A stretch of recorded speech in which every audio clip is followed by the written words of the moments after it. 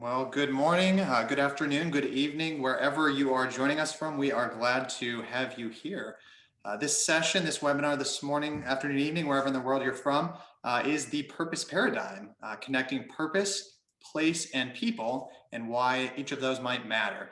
You can see in the bottom there, Chapman Co is partnering with Performa on this content today.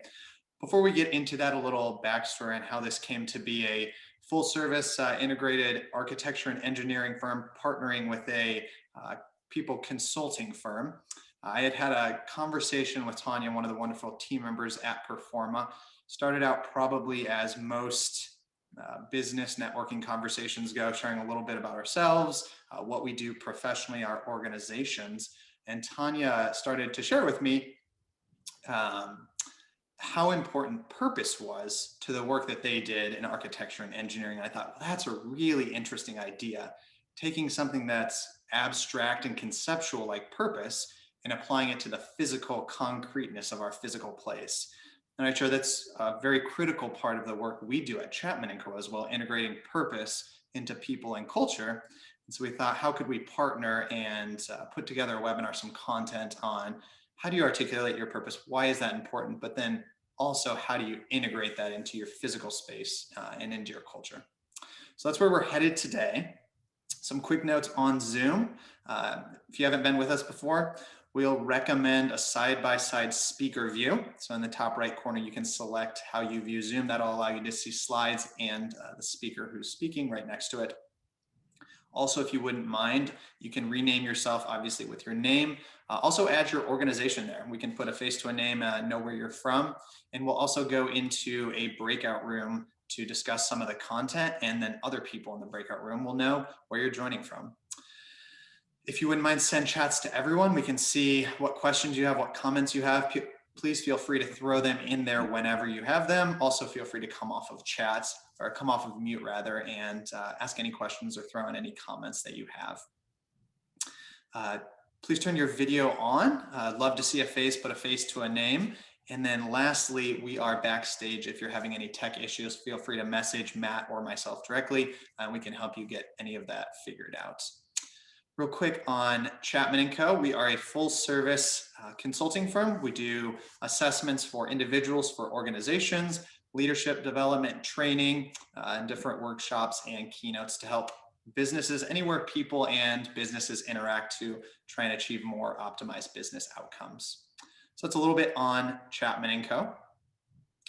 And here are your hosts for today. So from the Chapman Co side, myself, also joining me is Matt Wyatt, one of our co-founding partners. He has a background in the Air Force, spent a career there, helping start some governments in West Africa, rather. And we also have Brian and Carolyn from Performa. So I'll let you say a few words, introduce yourselves and Performa as an organization. I'll start. I'm Brian Netzel. I'm the principal and director of design. By trade, I'm an architect. I've been doing this for 32 years. Performa is an architectural and engineering firm that believes in integration and giving purpose the space to thrive. And today with me is Carolyn Glim. She's a senior planner, architect by trade, and has been with me for a long time as one of our senior planners. Which means a lot to us. Planning is a big part of what we do. Thanks, Brian. Appreciate that. And we will jump back into Mentimeter with a few questions for you. So looks like most folks had that pulled up. If you had not, if you wouldn't mind opening menti.com either on your smartphone or on another browser on your computer. So open up menti.com. And here is first question we had asked you. When on a road trip as a child, what music did your parents subject you to, make you listen to endlessly? It looks like maybe a lot of Beach Boys, some Beatles, John Denver, oldies, music from a while back, potentially. Looks like maybe a common thread there is country music. So if you're now a country music fan, you can say it's modern country and it wasn't the old stuff. So personally, I know I listen to some country music, so nothing against country music here. But we'll dive in with a few questions more relevant to our content today. First question we have for you. How would you describe your organization's purpose? So option number one there, our purpose is ingrained in everything we do. It's articulated and it's lived out in your organization. Number two, we use purpose on occasion. Option three, our purpose is mainly a marketing slogan. It's articulated, but more for potentially marketing or advertising. And lastly, we haven't articulated a purpose at all. Maybe it's just words on a wall if it has been articulated.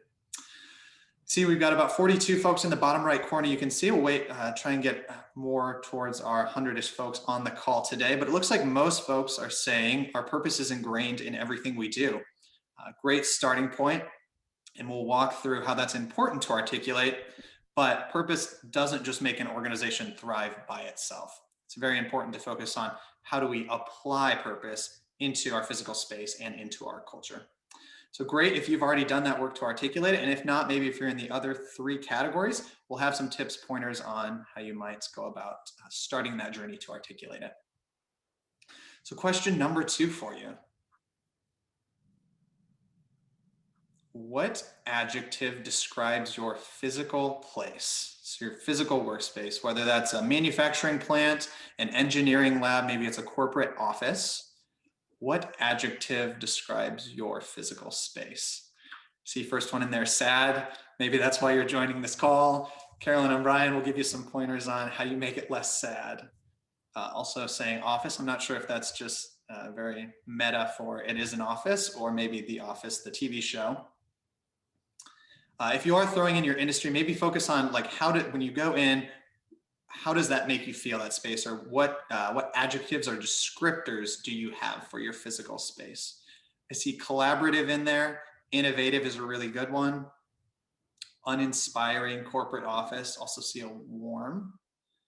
I saw rustic decor. Positive, bright. So a whole variety. Obviously, physical space can vary drastically depending on the organization. Have you worked with an architecture engineering firm? Kind of who designed that space?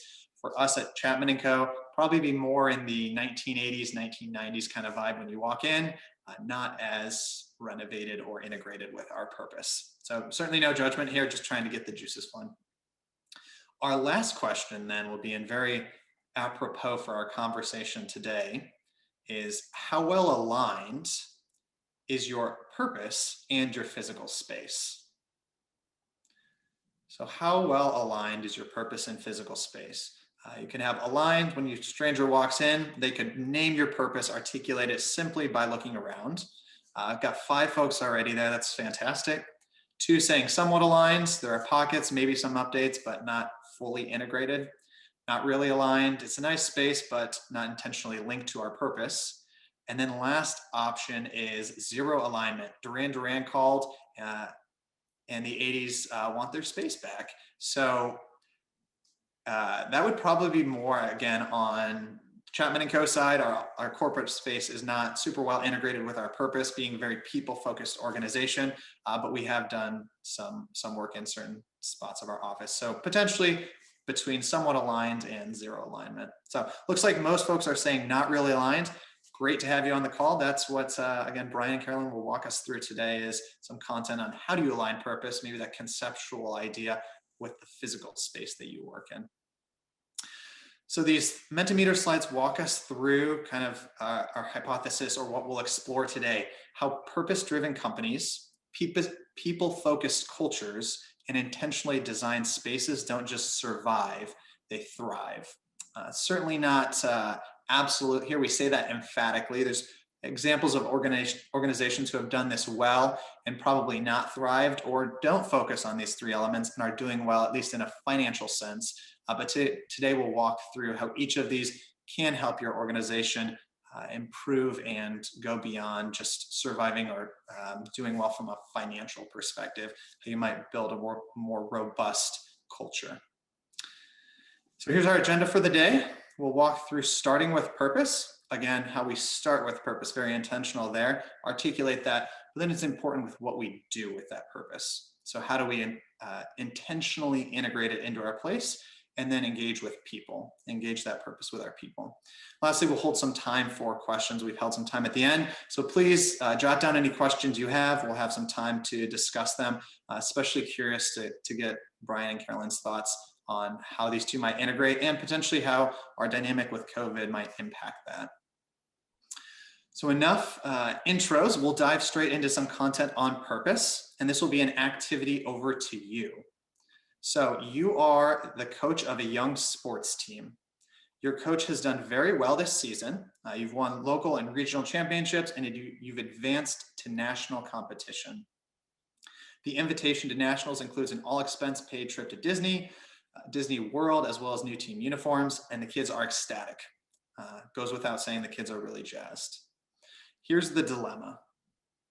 There are 15 kids on the team, and only 12 can travel or participate in nationals. Only 12 get those new team uniforms to play in. As a coach, you have to decide which 3 kids do not go or participate. And we're going to ask you, how would you decide? How would you go about making that decision? You cannot raise money, cannot ask for volunteers or see who cannot go. All the kids can go. All the kids want to go. They're all excited. Lastly, you cannot injure children in the process. Most countries have laws against doing that, so please do not hurt any children in the process of this activity. Lastly, nothing you can do is going to make certain kids not be able to attend. That is on you. You have to make that choice on which 3 of these kids will not be going. So if you wouldn't mind, as you're thinking about that yourselves, either feel free to put in a chat, or we will pull up a Mentimeter slide and ask you, how would you go about making that decision? So give you a moment to think on that yourself. How would you decide which 3 kids don't go? And then please throw that choice into Mentimeter. So I see trials, potentially more performance-based, which kids perform the best, which kids hit certain targets you might want for whatever sport this is. Get the kids involved in the decision-making process, potentially. A lottery, you're going to draw straws, which 3 don't go. A couple lottery options. Love this one. It's all or nothing. My team won't go. And we will say that means your team is not going, unfortunately. You have to make the choice of which 3 kids go. Assessing performance. And I like the people that put in, and I like the people that put in trials, right? Because I think about like the Hunger Games. Like, all right, kids, we're going to figure out which the 12 get to go. Really good. Nobody goes again. Performance motivation decisions. So potentially retrospectively looking at which kids showed up for practice, which performed the best in games previously. Asking for volunteers. Again, none of them are going to volunteer. They all want to go. My team won't go, all or nothing. COVID as a gift. I'm not sure that's a good way to get. I think maybe the ones that don't have COVID get to go. Yeah. Like COVID already knocked 3 of them out. So, yep. Okay. Somebody says, I give more thought to the 12 kids who do go based on some metrics, not the 3 who don't. Interesting focus change there. Yeah, and I just offer that's fair, but it's still 3 that don't get to go. So either way, I get what you're saying, but either way, what's the decision point? How are you making the decision, right? So you see like attitudes, which are really difficult to assess, but I get it. Physical, attendance-based. Ask the team to select the top 6 players of the season, top 12 votes go. So now I've got kids voting for each other, which is a good one. Position needs is a great one. You got to take a team that has at least, hopefully, a goalie. If you're playing soccer, you need your positions, right? Hopefully you get those covered. I did see somebody put in quite a thought out answer using an aligned purpose and then different systems that might support that. Diving into some of our content today, how purpose might inform this. Historical performance and training attendance. All right, appreciate you jumping in, throwing your answers. So why would we do this activity? Why would this matter? Matt, over to you.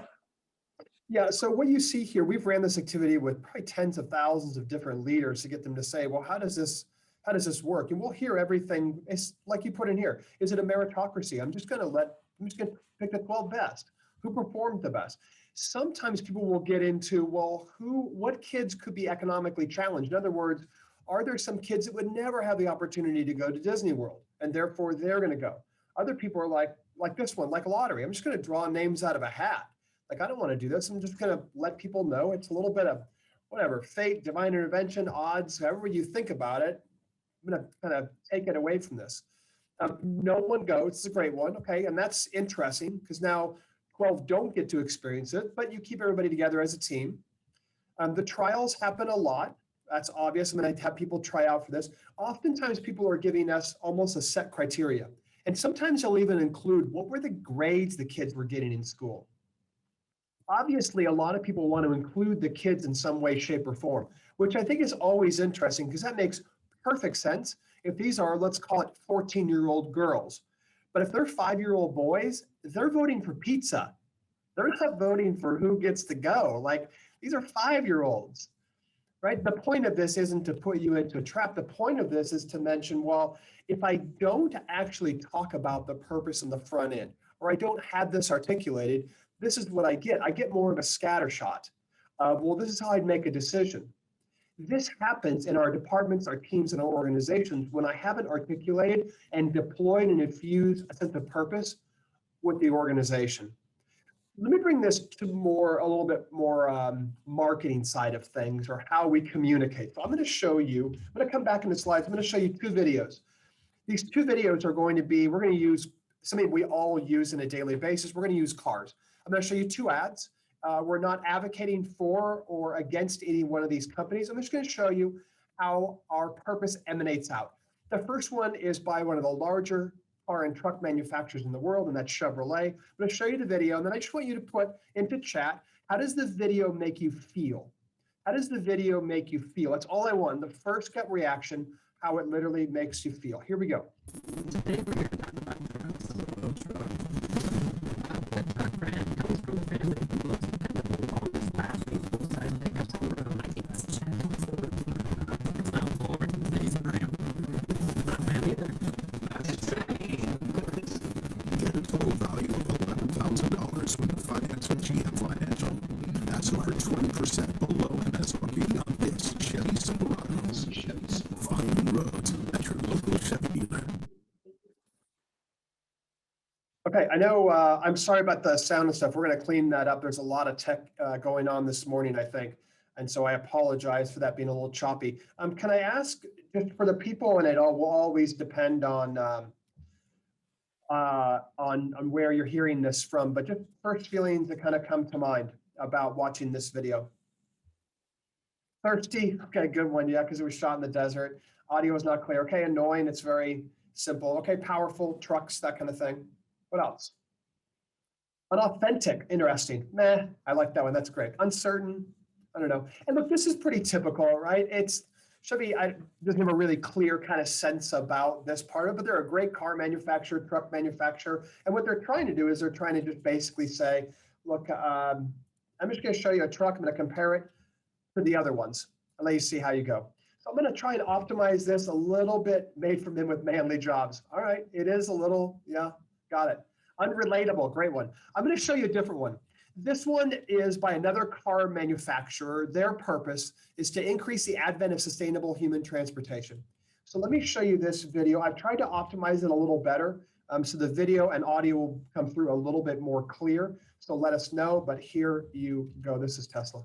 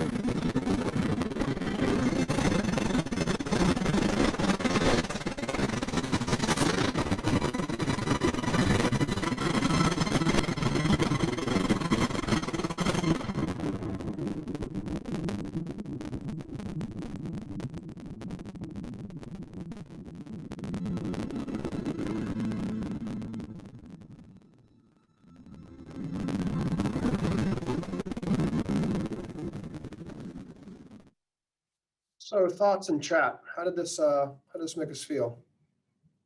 First gut reaction. Yeah, relatable, independent from age and space. Yeah, touching lives. Yeah, really, really interesting, isn't it? Uh, has it? What does that have to do with cars? Yeah, interesting, right? Because they're using a little bit more. What Tesla did here is they use a little bit more about the connection, right, between two people. Now it's showing you all the vehicle, like its auto drive, its ability to see things, all that kind of good stuff. Uh, Trying too hard to sell a car. Okay, perhaps. And for those of you that think that, this is what's really interesting. Tesla didn't make that video. They don't make any videos. They don't make any commercials. They don't spend any money on advertising. The Super Bowl was last night. Did you see a Tesla ad? Nope, because they don't do advertising on TV. You ever read about it in a car magazine? No. A newspaper? No. Ever see a Facebook ad for Tesla? No, you do not, because they don't spend any money on it. So who did the video? People that love their cars. Tesla starts from a very different position of a sense of purpose. Increase the advent of sustainable human transportation. Yes, they make a great product for some people, and I know people that own their cars have driven, I think all of them except for their newest one, the Model Y. I mean, I'm not advocating for Tesla. I'm just saying it feels different because they started from a different place. Oftentimes, and you see this slide I have here, oftentimes in business, in our departments, and our teams, we're looking for a certain result. So as an example, we asked you, how would you determine how you let 12 kids go, which 12 kids you select, or what 3 kids you leave behind? The result for some of you wanted to be, well, I want to reward attitude. So you were going to choose the 12 based on their attitude through the year. For some of you, it was about meritocracy, and so you chose performance measurements. For some of you, it might have been a mix of those things. For some of you, it might have been, I just want to show the kids, like sometimes it's just lucky or unlucky, so it's a lottery. For some of you, you wanted character development, so maybe you inserted those criteria. For some of you, you went to win, so you just said basic performance. Those are all the results I was looking for. And so the action that you all were taking was very different, not wrong or right. What happens, though, is oftentimes we don't get into what's the perception. For some of you, the reason we gave you the sports team analogy, the perception was, well, this is about going to nationals. Therefore, it is about winning.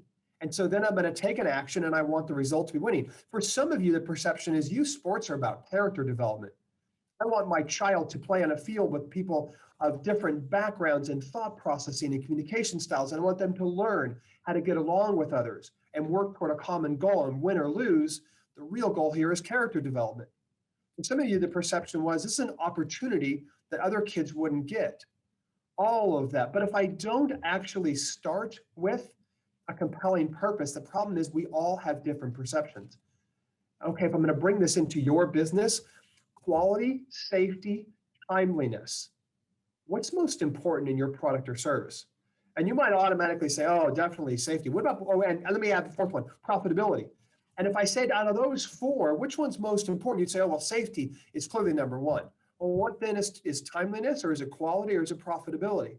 Or is it the relationship with the client? If I'm not naming these things and I'm not actually articulating what is my purpose, it makes it a little challenging, and we're all in different areas here. All right, so some purpose statements for good organizations. I mentioned the one about Tesla. Here it's Coca-Cola. We did a few of these. So American Airlines, we worked with them and helped them bring together a cross section. And we'll talk about, after I turn it over to Performa, we'll talk about how we literally build purpose statements, and more importantly, how we deploy them in an organization. You see Microsoft there, and Hunter Engineering is a great local St. Louis company. And if you're interested, I'll ask Andrew to put in, at the end of this, I'll ask Andrew or myself, we'll put in a video that they did just recently to talk about their purpose and showcasing people, both inside employees, the community work they do, and also for the customers that they have out to. From a business perspective point, when a company leads with purpose, you see these stats here, and we'll bring up Starbucks later on and how they kind of design some of their workplaces to be more intentionally aligned with that purpose. All right, let's go back into Mentimeter. And I'm going to show you some pictures here, and they're going to come up as well on Mentimeter, but I just want you to tell me, like, describe this workplace. It's there, and I'm going to actually put it into Menti rather than in chat, but let's just thinking of that workplace. Well, how would you describe it? I'm going to bring us back into Menti here. The picture will stay up.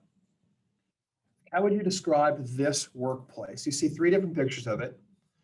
your first commentary. And down here on the right-hand side, down here, this will be the number of people that are putting in an input. And I'm going to hide the image so that we can all see what people are putting in, but it'll stay on your phones as you look at that. And Andrew mentioned, we'll put in the Tesla and Chevy videos at the end of this so you can see them really clear.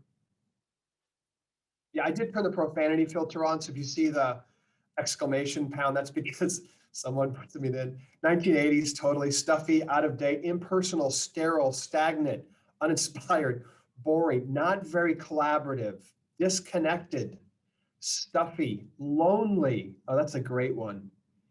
Lonely is a great one because you literally see there's a whole bunch. Look at this picture. There's a whole bunch of places for people, and yet we're saying really lonely. Yep. What else? Cubicle world. Yes. I don't know if you've ever seen Joe versus the volcano. I'm not sure it's a good movie. I think it's with, it's not Tom Hanks, is it? I can't remember. Might have been, but he was walking. Tom Hanks, Joe versus the volcano, and he's walking in. That's what it reminds me of. Snooze fest, no communication, out of date. Yes, can I tell you right now, those are our offices. That's a leadership institute. We are in a place that does not align with our purpose, which is really, really horribly sad.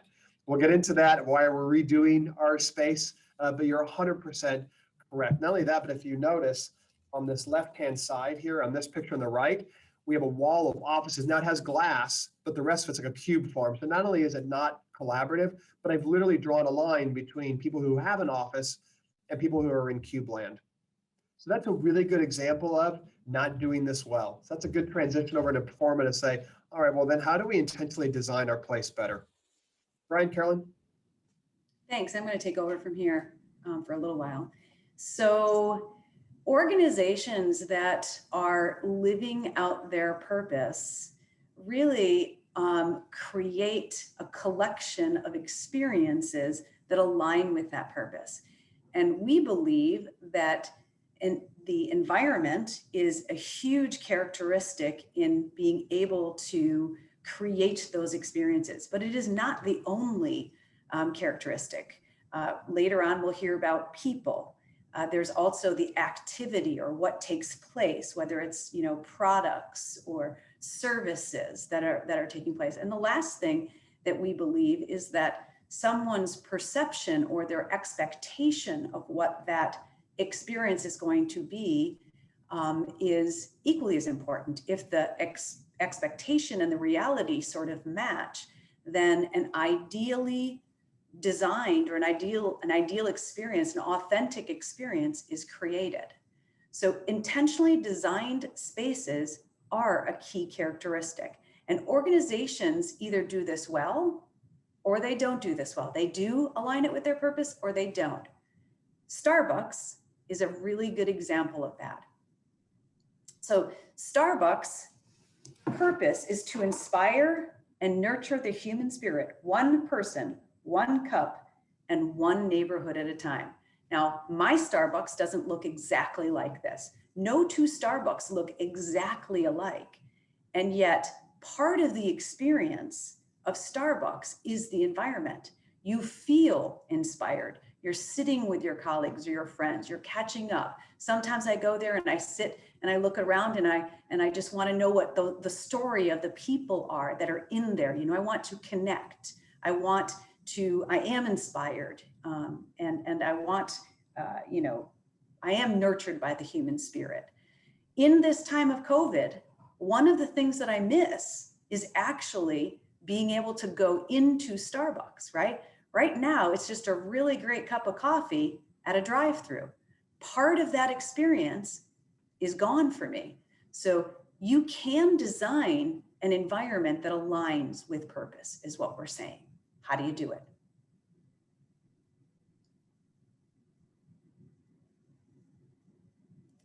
So as I mentioned, the physical environment is absolutely critical to purpose. And that's what we're going to spend our time talking about, right? We think that environments really should inspire people to act on organizational purpose or personal purpose if it's not a workplace, right? So the elephant in the room at this point is many of us are not at our offices right now. We're actually working from home. And we know through this experience, if we didn't know it before, we know it now, that human connection is incredibly important. And so we're all going to go back to the workplace in some way, shape, or form at some point in time. But how do we create, or how do we live out purpose when we're working from a basement or from, you know, an area of our house that really isn't inspiring? Well, I started thinking about this when I was working from home. And as Brian mentioned before, our purpose is to create the space for purpose to thrive in. And so I started to think about, how does that impact me in my daily life, my existence at home? And I actually intentionally took my desk out of my home office, which is relatively uninspiring, right? I get to look out at the driveway, and I relocated it to the most incredible part of my house, right? I look out back, I have a large lawn, it backs up to a woods. I get to watch deer. I saw great horned owl once. And it inspires me to do what I do, right? And so I think that there are ways that you can do this.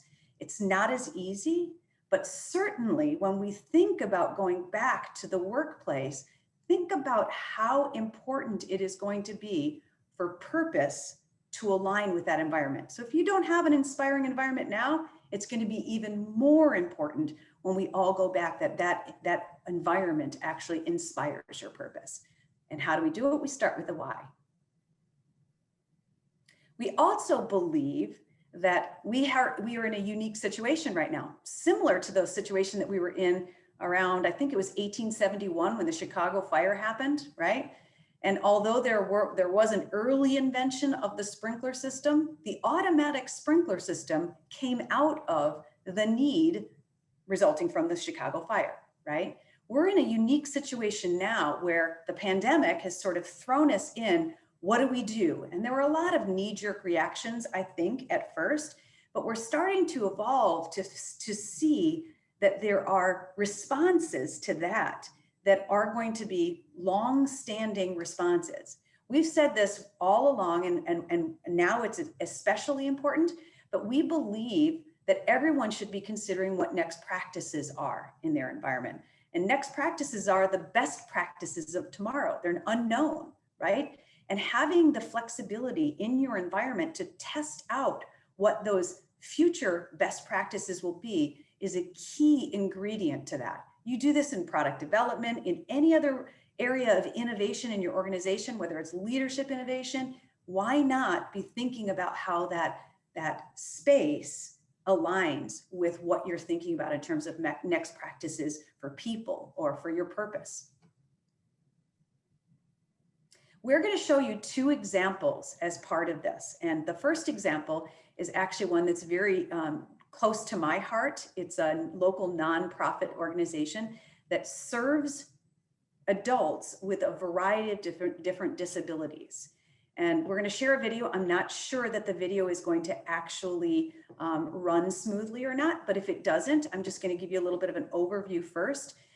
This organization, because they actually serve adults, people have to come to the physical space. And right after this project was completed in 2019, COVID hit, right, in early 2020. And we asked the president, Steve McCarthy, if there was anything that we could have done differently as a result of COVID. And his response was, you know what, we really did think it through in terms of next practices. We really did think it through in terms of flexibility and agility. And there may not be much that we would have changed as a result of this. But this is an organization that had an existing building. We did not create a new building. And it was a relatively old institutional building. And some of the components, because their purpose is to ensure that their clients are as independent for as long as possible. Some of the goals of this were what I would say weren't really sexy. It was, for example, creating the appropriate personal care space so that people who actually couldn't go to the bathroom by themselves had a dignified way of getting help to do some of the things that you and I might take for granted every single day.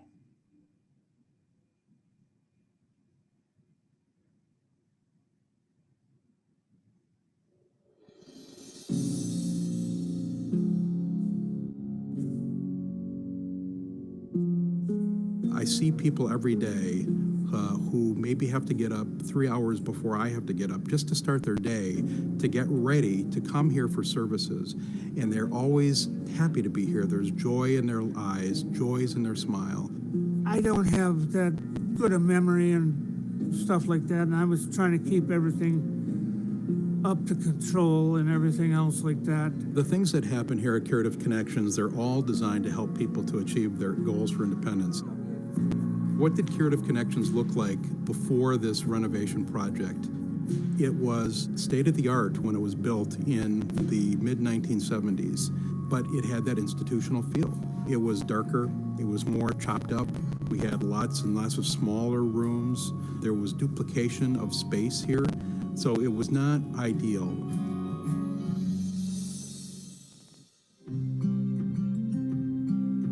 I immediately saw that there were a lot of inefficiencies in the way that the building was laid out. And our challenge was actually to provide all of the needs that they had identified within the confines of the existing building. We didn't really understand how much space we could gain by becoming more efficient and more effective in the layout. The way that the pieces all fit together, it's so logical now. We're able to grow all of our program spaces pretty significantly without adding any new square feet to this building. We are standing in a simulated porch environment. So we're actually inside the building.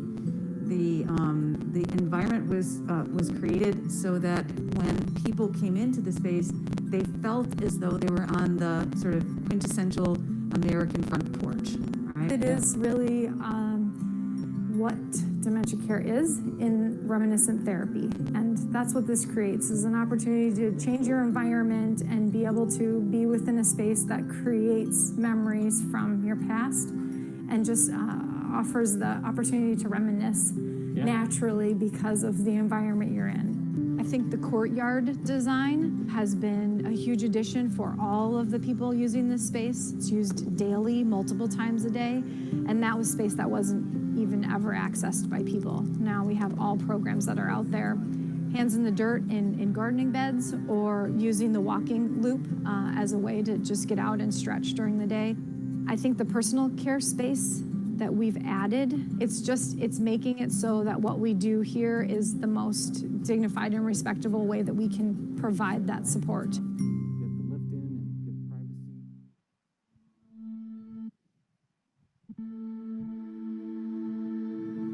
The number of people aged 65 and older is in the process of doubling here over the next 10 years.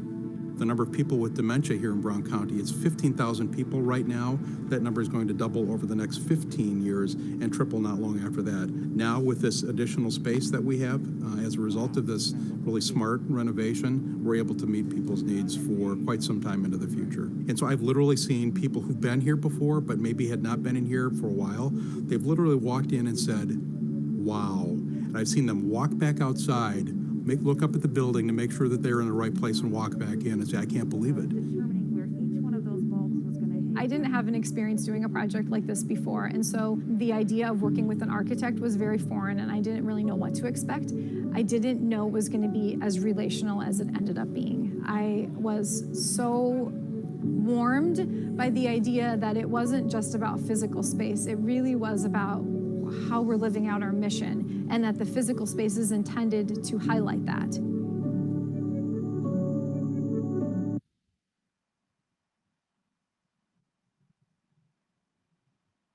So how did we actually do this? How did we create this alignment? Well, we have a very, very consistent process that we use through planning and design. But one of the things that's key to our process is allowing our clients to envision their purpose. right? A lot of people can say, we're fun, we're innovative, we're strategic, we're caring, we're empathetic, you know, all of those things. But what does that look like, right? Can you visualize what those things look like? As part of the process, this vision exercise that we take people through asks people to identify, number one, what are the characteristics of your purpose or your culture or your values, right?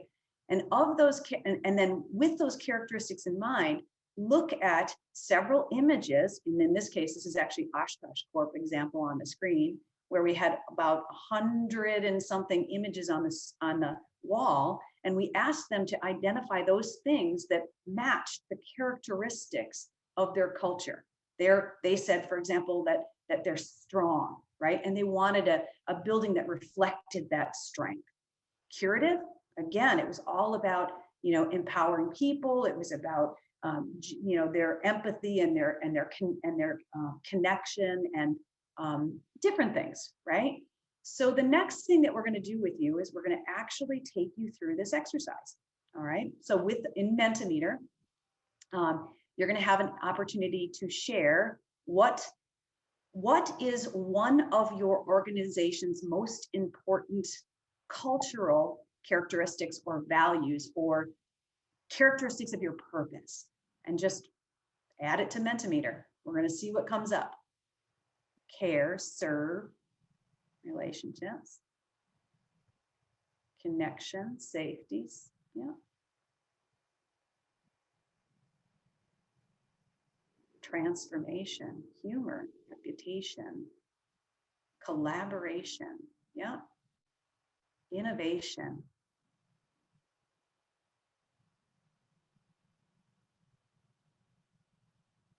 Innovation and collaboration seem to come up a lot. Innovation and collaboration, connection, safety.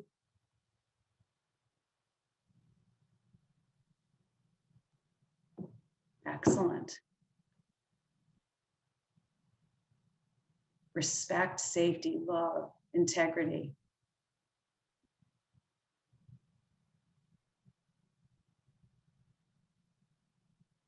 Excellent. Well, thanks.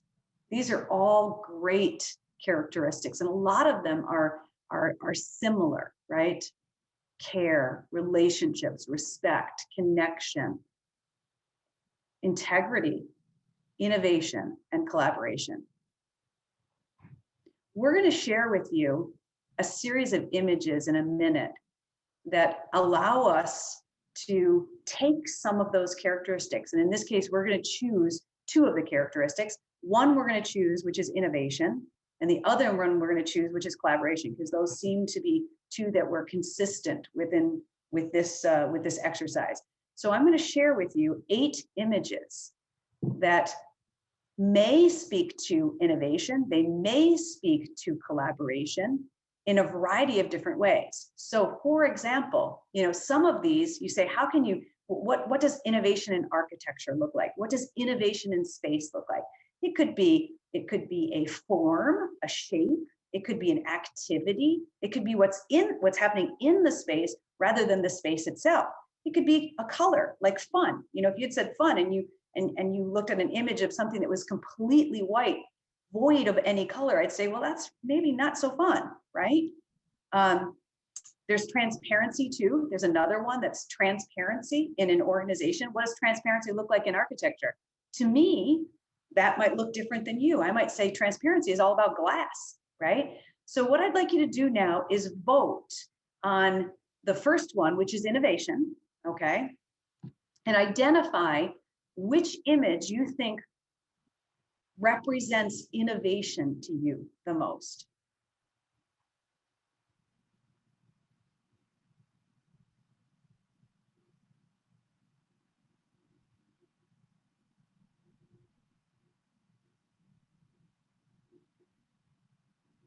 We got some people saying low tech, which I think is great.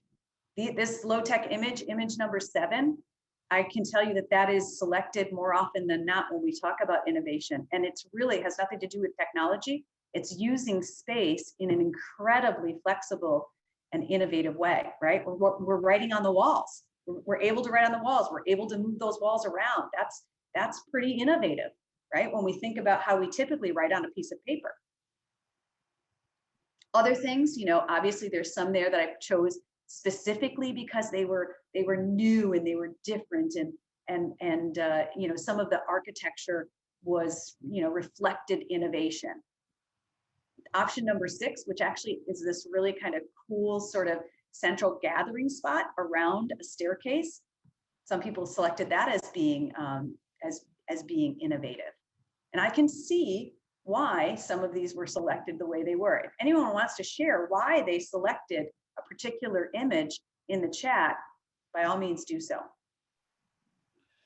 Carolyn, I'll just jump in here quickly first and say, I think for Matt and I, we showed our Chapman Co space. I'd probably select all of these as innovative for us. They all are a little bit better, a little an improvement on innovation from where we're currently at.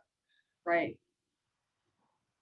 Okay, what about, we're going to do the same thing over again, and we're going to ask you, what about connection? Which photo represents connection?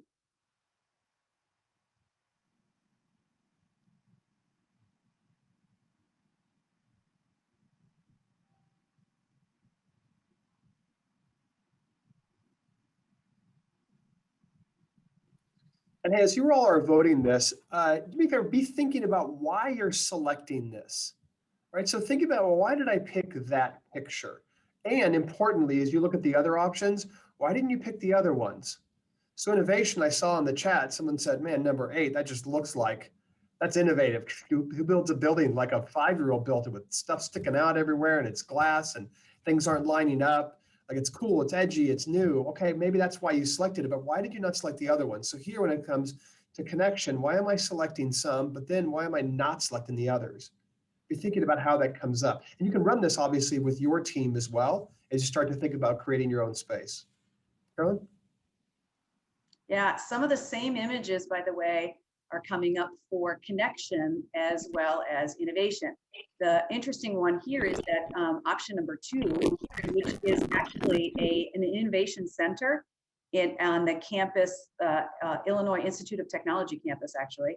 And the building itself is just a shell. It's what's happening inside that building that is actually, and the flexibility of the environment that they created, that creates the connection and the collaboration. That's really, really kind of cool. So I expected to see some of those people select that image. But if you have a reason, connection friendly environment, if there's a reason you selected the image that you did, just write it in the chat box. Yeah, number 2 is getting some votes. What about transparency? When we think of organizations that are transparent, how do you reflect transparency in an environment? Same images, select those that you think create transparency.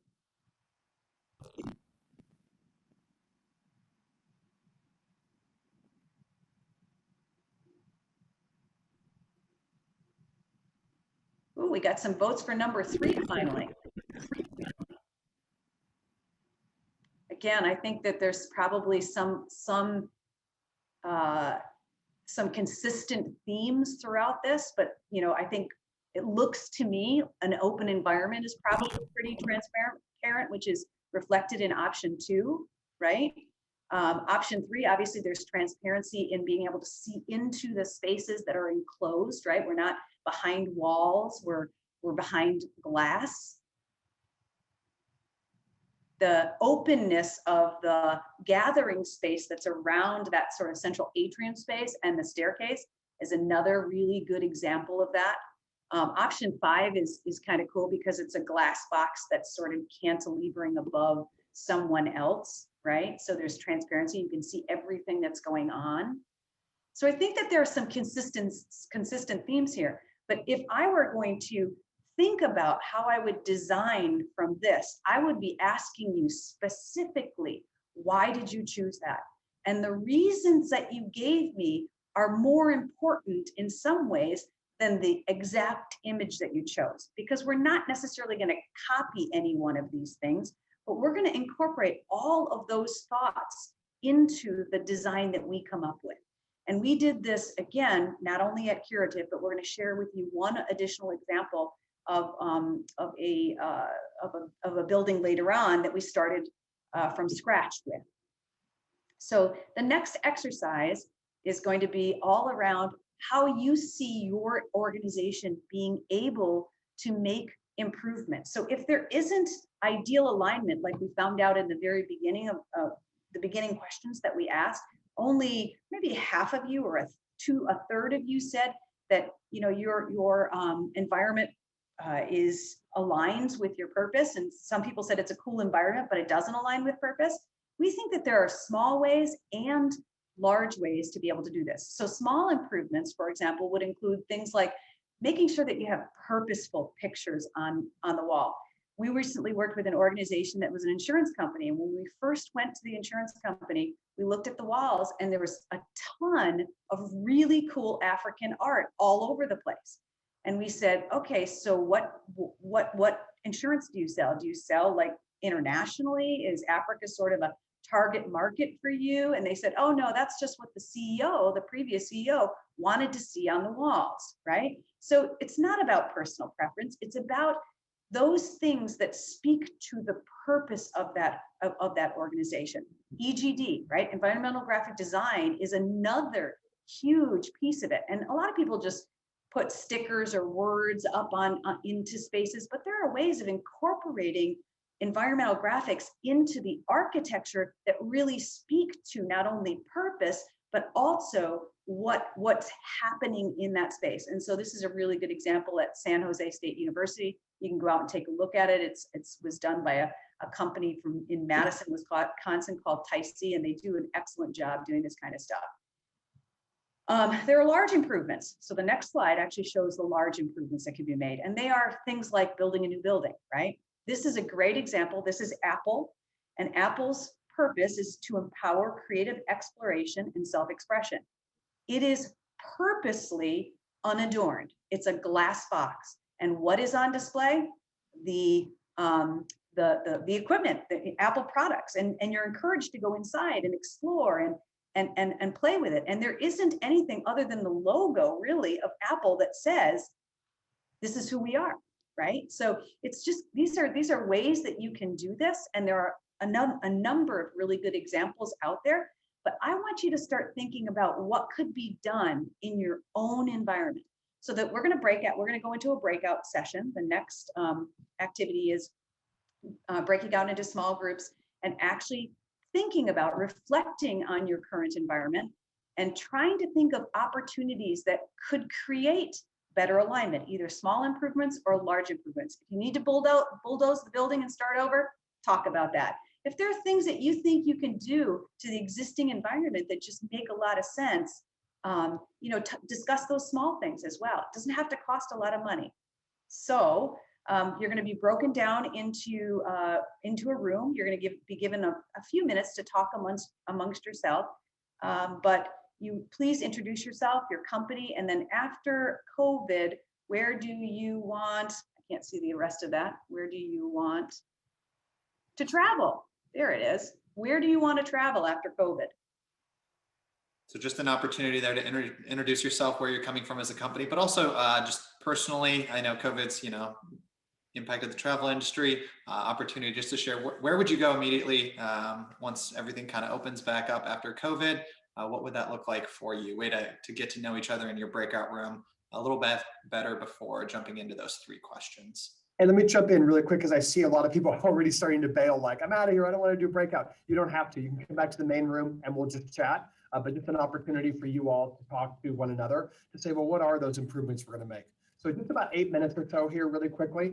Won't be a long one at all. All right, just a few minutes to do that. Here we go.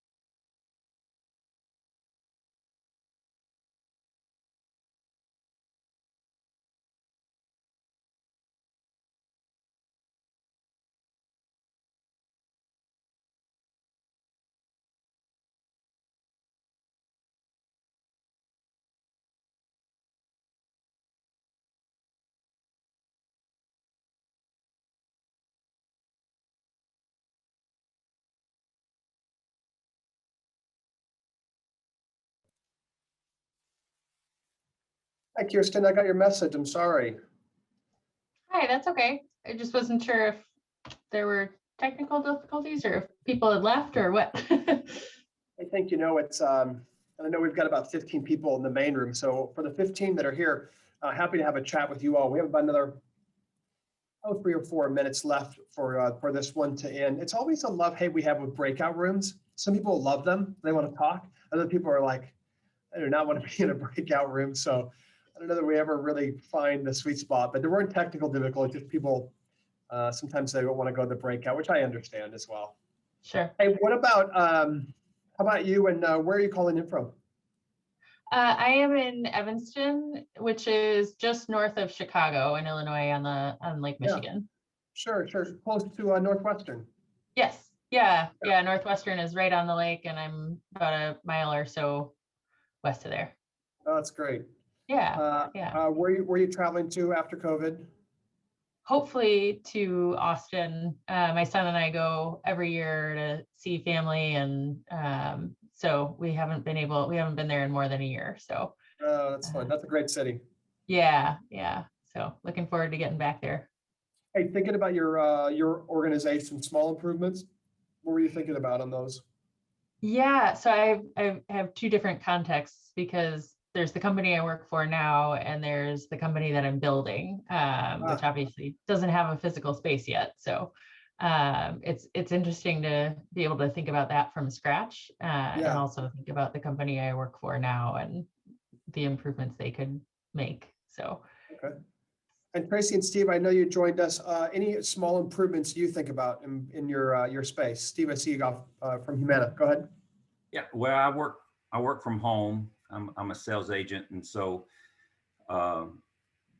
again, it's more about functionality and surrounding myself with things that remind me, what my mission is and what are the values that I'm trying to live out as I interact with people. We do have places around the country where teams actually do share an office, space together.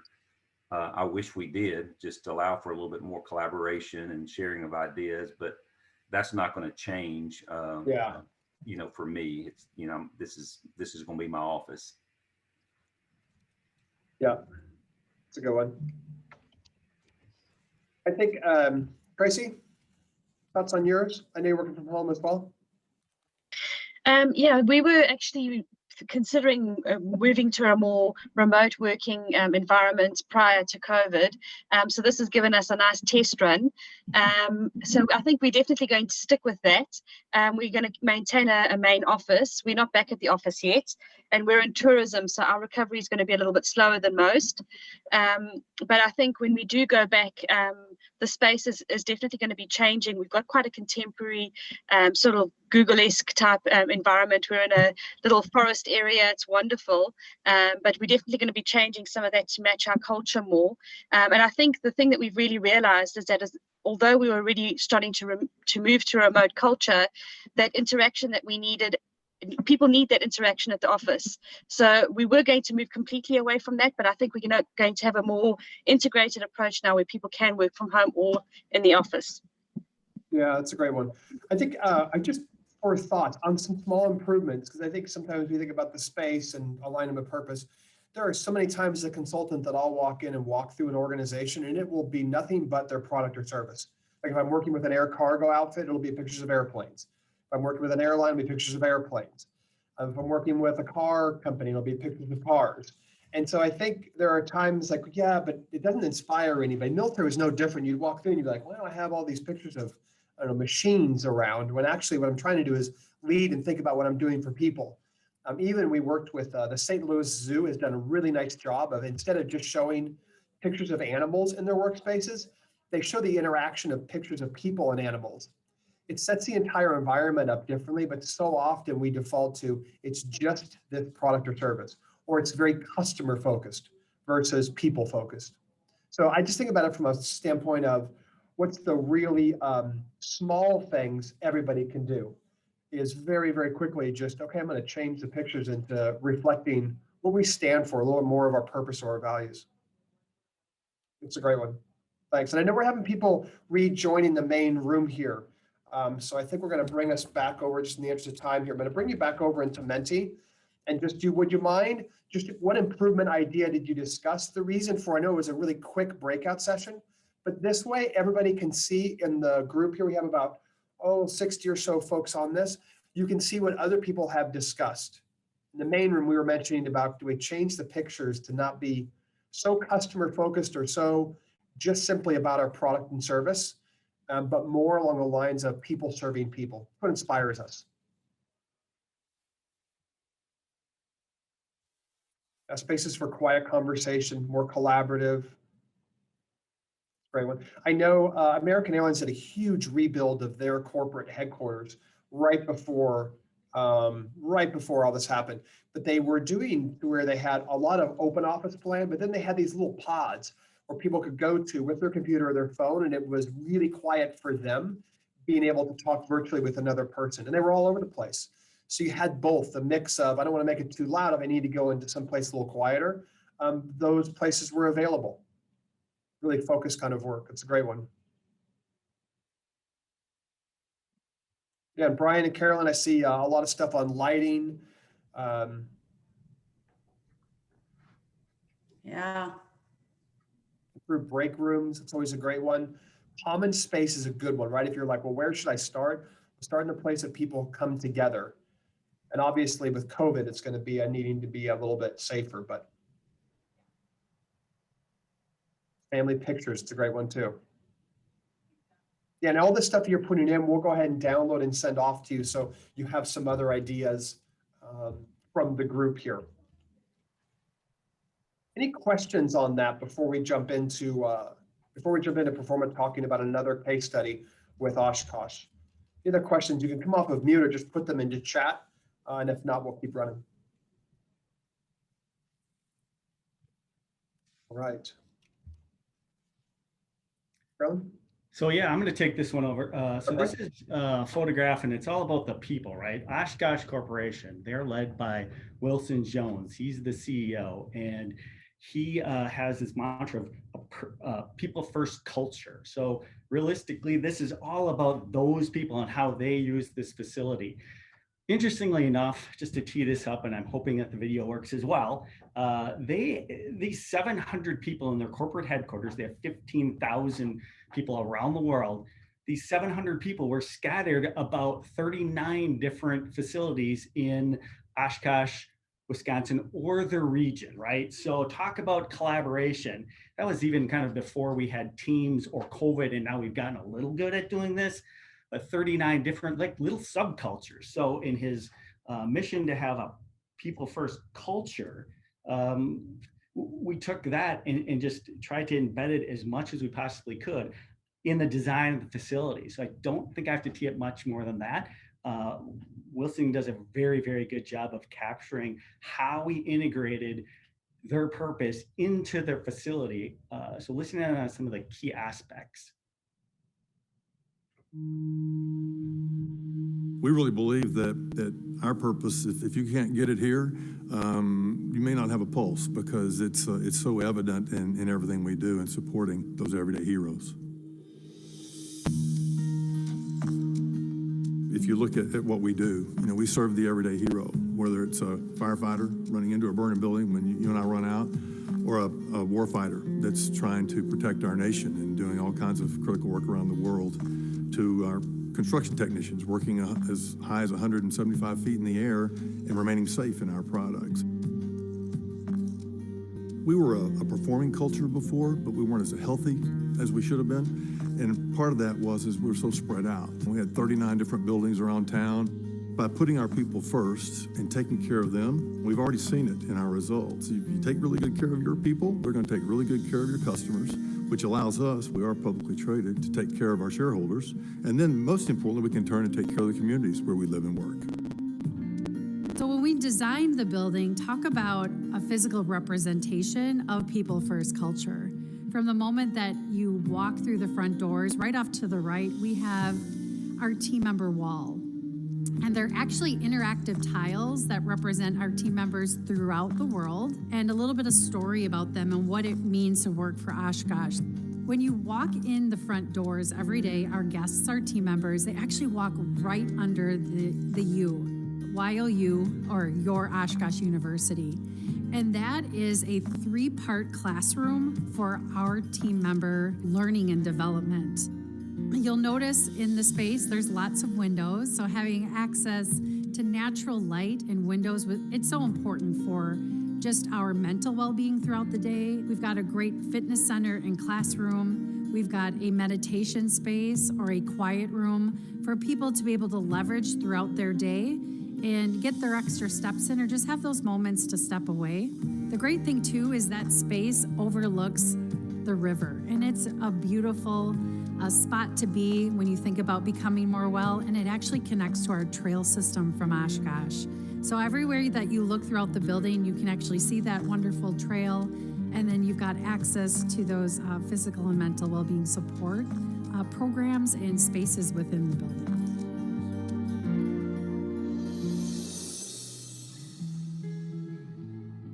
We wanted this building to scream the Oshkosh identity, to the point where you come into the building to see all the concrete floors that represent our commercial segment. The twisted panels on the outside of the building actually represent a rotating concrete drum. When you walk in the lobby, you'll see we'll have a 60% in-grade this way and a 45% the other direction. That represents what we have for our test track and what our military vehicles have to go through each and every day before they can be sold to our customer. If you look at the ceiling in our boardroom as well as above our atrium space, there are metal grills up there. Those grills are actually the same grills that you'll find on a Pierce fire truck. And then on the seating on the grand staircase as well, there are a bunch of pads there. Those pads represent the color swatches for the hundreds of different colors of paint you can get for a Pierce fire truck. So I think Performa, as well as our partnership with them, we're able to hit a lot of architectural features in this building, whether you're on the first floor or up into our boardroom. Performa was awesome through this whole process. The creativity that they brought, we don't do this every day. And so we leaned on them heavy and the ideas and things. It started at the interviews. They were the quiet ones in the room, but I learned quickly that they were listening. And that's one of their fundamental pieces of their strategies. They listen, they engage, and then they design. A lot of architects want to jump right in and start drawing. Performa took a different approach. They listened to us. They understood what our goals were. Then they got us engaged. We engaged them. We pushed each other. I think that's why this building is such a success, is that partnership and relationship. It almost became like family towards the end of the project. We also built in some infrastructure in the building so we could add on additional capacity. We thought about a future expansion on this building. We have that thought through. It also allows us to share the story of what Oshkosh Corporation is. It's not often that they would see our outside of our building, but never inside, and experience that people first culture that we have here, as well as experience, the heroes that we serve every day with our product. I think helping them understand also allows us to build closer relationships, which allows us to really work with them on the problems that they're facing. We work with what we call a founder's mentality here. We want 15,000 people to believe they own this company, have that owner's mindset, that insurgency to never give up, and then more importantly, to be connected to the front lines. We're so much better together. It's one of our core values. We're better together. And what we're seeing is relationships win the day here. And the byproduct of that is some really neat projects that we probably wouldn't have thought of had we stayed siloed. But with people coming together, improving processes, all kinds of real positive benefits coming out of this.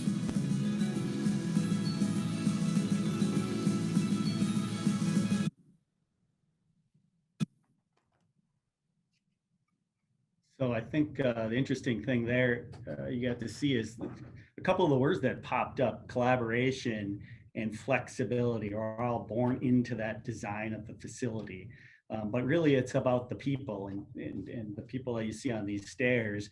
Like Jason had mentioned, it was designed to be at a 30-degree angle, which is one of the requirements of their military vehicles. But the interesting thing here is that they are all having flannel day. I think I saw earlier on that we had some people from South Africa on today. So I don't know if you know what flannel is, but they are purposely, they have a day that, it's all about what they're wearing. It's flannel day. But again, to them, it was all about the people first And so we're going to transition a little bit now into the people portion of this presentation. Hey, Brian, real quick before we do that, I did see a question in chat. Steve had asked, what recommendations are there for balancing maybe company-wide integration into purpose in the design and photos on the walls versus allowing some individual expression there? Is that maybe just personal space versus communal space? Yeah, I've seen it a couple different ways. And I do really think it's a value to have a blend that when you are in your personal space that you're seeing, like, I would really want my wife and my children as being part of my day-to-day, that I'm looking there. But when I look up, if it's something that I have the pride that we built. So in Oshkosh Corporation's facilities have pictures of something, of people using their product out there defending our country or pouring concrete or up in an aerial platform list. I don't know how that can't. So I do believe it's a blend. We've seen organizations where it's, hey, no personal effects. And I don't think that's as strong. I think it truly is a personal blend. And when it's in the personal space, I think it's meant to be. Yeah, thanks, Brian. Let's talk about how we engage our people around some of this. We talked about space. We're talking about purpose. Here's a really interesting one. We're going to kind of speed this up here. But when I think about a purpose, right? So this was an organization. This is what their purpose was, about dedicated to all applicable laws, regulations, highest professional ethical standards. They had this all over the walls: respect, integrity, communication, and excellence.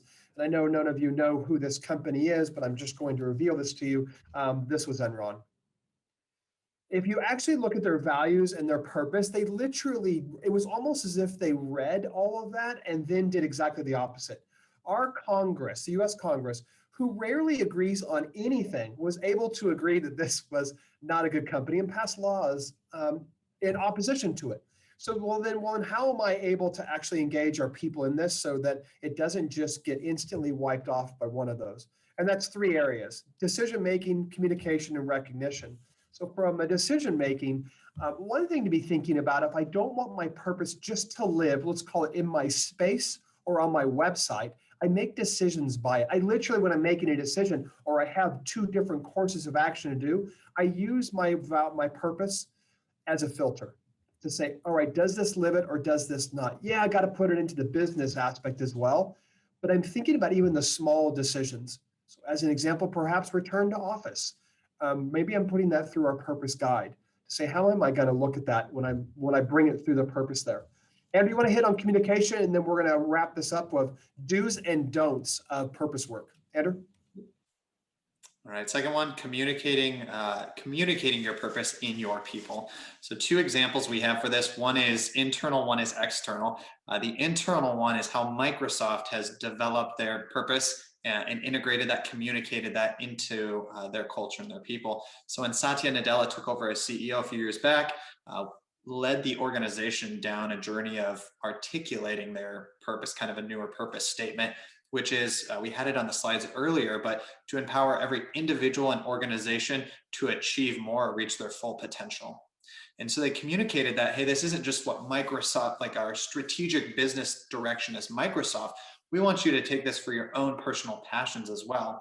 So every summer, Microsoft hosts one of the world's largest private hackathons, so developing innovative solutions to problems that might not have them. And they found one of the common outputs was trying to be more inclusive of people who had developmental disabilities or physical disabilities. And what you see here is not a 1990s Microsoft controller. It was actually released in 2018, and they developed their adaptive controller to help people who had fine motor skill, problems with their hands, be able to play Xbox. So integrating purpose, communicating it to your people, and then a really serendipitous business outcome for them as well. On the external side, we have Patagonia as an example, and they have this advertisement they've run over Black Friday for a number of years, but it's don't buy this jacket. Not that Patagonia doesn't want you to buy their product. It's that their purpose, what they articulated as is we're in business to save the planet, very environmentally focused. And so they run an advertisement to say, hey, don't buy this jacket. It's not that we don't want you to buy our product. We want you to be responsible and very intentional about your consumption habits. And so they'll tell you the different impacts that might have. Then we have when to communicate this. So onboarding is a great example. At Chapman Co, on your first day, we host a specific meeting on here's our purpose, here's our values, here's how we live this out. In company communications, during your all team meetings, annual, quarterly meetings is a great place to start out with purpose. All team meetings, we walk through that one. And then last one is during change. Anytime you're going through change as an organization, articulating that purpose helps tie in, why is this change happening? Or what are we trying to achieve?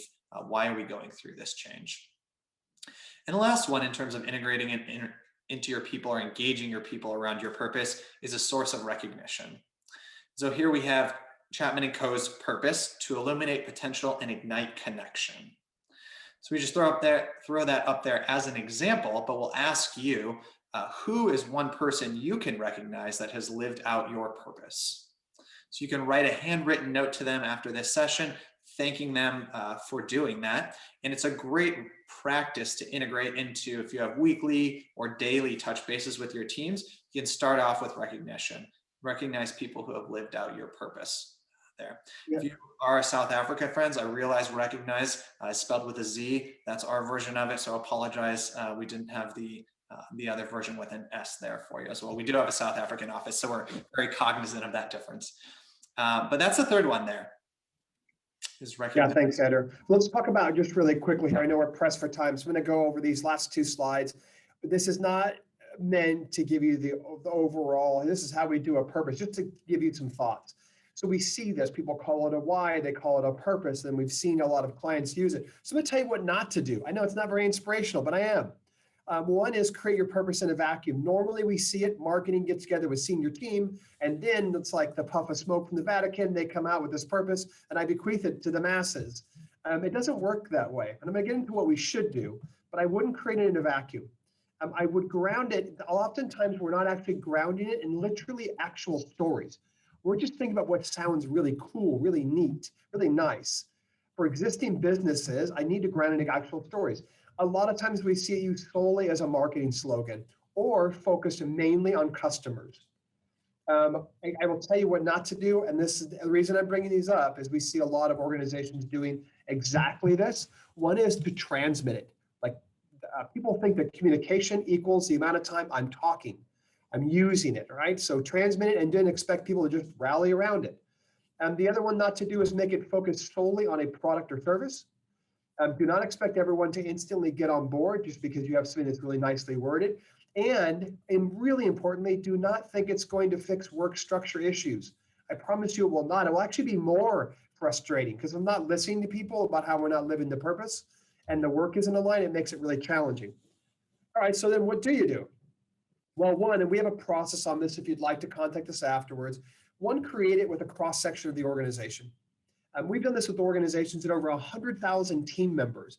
It's not that I need to bring every single constituency, but each constituency within the organization can look and say, my group, my team, my person, my place in the organization was represented at the session. Two is grounded in the actual stories. We typically want to find stories between team members, between the organization and community, between the organization and customer, sometimes to vendors, but I literally want to base it on stories, making it less about a creation and more about a discovery. This is probably one of the most important parts, is when people say, well, then what do you do with it afterwards? We automatically start conducting focus groups. Can I understand where there's alignment? Where are we living this purpose out? And really importantly, where is there misalignment? And then I start making changes of that misalignment, because that's the way it starts to live inside of the organization. And they don't feel like it was some corporate doublespeak that lives on a website. We communicate very highly in how we use it in the decisions we make. As Andrew mentioned, we integrated into everything from our onboarding through senior leader meetings. It's integrated in, and we're constantly highlighting how our purpose serves people. So it's a little bit about what not to do and what to do. Andrew, you want to wrap us up? Yeah, and wrapping up here is what we've been walking through today, how purpose-driven, people-first cultures and intentionally designed places don't just survive, they thrive. Focusing on these three elements can help your organization expand, develop your culture, and thrive from that perspective. A few action items. If it's not clear and inspiring, articulate your purpose. So that's action item number 1. That's kind of the first point this whole session has flowed from. Evaluate how your physical space supports or detracts from that purpose. Review improvements, whether those large or small. You can conduct focus groups on your purpose, where you live it out and where you might not be living it out so well. And then lastly is increasing and implementing that recognition practice into your team culture, into your meetings that you have. So we will ask for some feedback here. The first one would be just feedback to each other, kind of brainstorming, what have you learned or will do differently as a result of this webinar? So whether that's articulating a purpose, whether that's focusing on how it manifests in your physical space, what have you done? What have you learned or will do differently as a result of this webinar? Give you a few more moments. Change pictures. That's a great one, and one that doesn't cost a whole lot, easy to jump into right away. Focusing on the people, focusing on the purpose. Reiterate purpose, implement it into your people. Purposeful articulation of purpose. That's a lot of purpose in one statement. Identify gaps of how that's lived out. That's a great one. Focus groups are a great tool to do that. People are important. All right, appreciate you throwing that in there. We do have a poll that Matt launched. So we'd appreciate you taking the time. Just give us some feedback on how you experienced the webinar, what you liked. Always helps us improve and continue to provide more valuable content to you all. So appreciate your time filling that out.